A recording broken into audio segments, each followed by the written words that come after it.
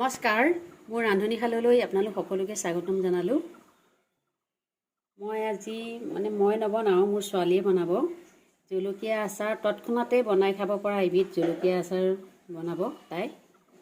তাৰ কাৰণে ইয়াৰ জলকীয়া তাই ঠাৰি ছিঙি ধুই পখালি লৈছে। তাইনো কেনেকৈ বনায় আপোনালোকক দেখুৱাই থাকিব। আপোনালোকে ভিডিঅ'টো শেষলৈকে চাই থাকিব। জলকীয়া আচাৰ বনাবলৈ প্ৰথমতে মই জলকীয়াখিনিৰ ওপৰত অলপ পানী দি দিছোঁ।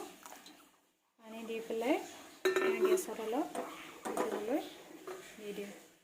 এয়া জলকীয়া আচাৰ বনাবলৈ মই সৰিয়হৰ গুড়ি পেকেটটো ইয়াত অলপ দি লৈছোঁ।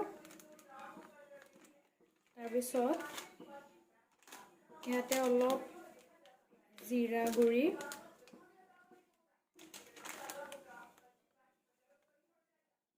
অলপমান ধনিয়া গুড়ি,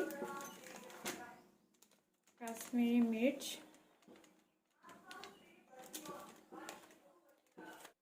আৰু অলপ ইয়াত হালধি গুড়ি আৰু অলপমান নিমখ দি পেলাই মই ইয়াত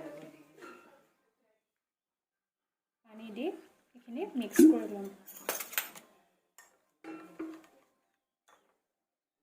মই জলকীয়া আচাৰ বনাবলৈ কেৰাহীটোত অলপমান সৰিয়হৰ তেল দি ল'লোঁ। সেই তেলখিনি গৰম হওঁতে মই ইয়াত পাঁচফোৰণখিনি দি দিছোঁ। জুইটো অলপমান কমাই ল'ব লাগিব, যিহেতু মই ইয়াত সৰিয়হৰ এই যে পানীত মিক্স কৰি থৈছিলোঁ সৰিয়হ মছলাখিনি, এইখিনি মই ইয়াৰ লগতে দি দিম। গৰম তেলত মই সৰিয়হৰ গুড়িখিনি দি দিলোঁ। মই সৰিয়হৰ গুড়িখিনিৰ ওপৰত দি দিম জলকীয়াখিনি সিজোৱা দি দিম। জলকীয়াখিনি এতিয়া 2 মিনিটমান অকণমান এনেকৈ কেৰাহীখিনিত দি থ'ম। দিয়াৰ পিছতে মই নমাই পেলাই থৈ দিম। মোৰ এয়া জলকীয়া আচাৰ হৈ গৈছে। বনাবলৈ একেবাৰে সহজ আৰু খুব সোনকালে আচাৰটো বনাব পাৰি। এতিয়া মই এই হোৱা আচাৰখিনি গেছটো অকণমান ল' ফ্লেমত থাকোঁতে মই ইয়াত অলপমান ভিনেগাৰ দি দিম।